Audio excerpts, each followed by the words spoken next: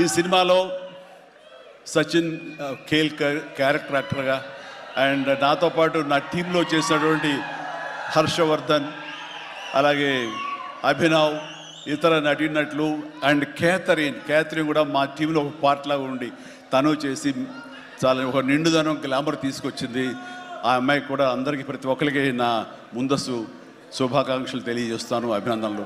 ఇక ఈ సినిమాలో ప్రత్యేకంగా నేను చెప్పాల్సిన టెక్నీషియన్స్గా వస్తే భీమ్స్ అత్యద్భుతమైన మ్యూజిక్ ఇచ్చాడు, వెరీ ఆర్గానిక్ మ్యూజిక్.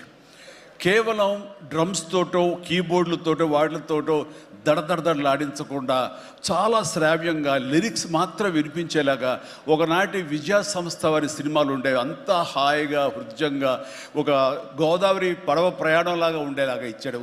అందుకని మీసాల పిల్లలో ఎలాంటి హడావుడి, ఎలాంటి మ్యూజిక్ గోళ ఏమి ఉండదు. కానీ ఆ ఇచ్చినటువంటి ఆ మ్యూజిక్, ఆ పాటకి లిరిక్స్ అర్థమయ్యేలాగా వినిపించి అందరూ చాలా ఆ శ్రావ్యాన్ని అందరూ ఆస్వాదించారు. కాబట్టి అది అంత పెద్ద మిలియన్స్ని, మోర్ దెన్ 100 మిలియన్స్ దాటి హిట్ ఇచ్చింది.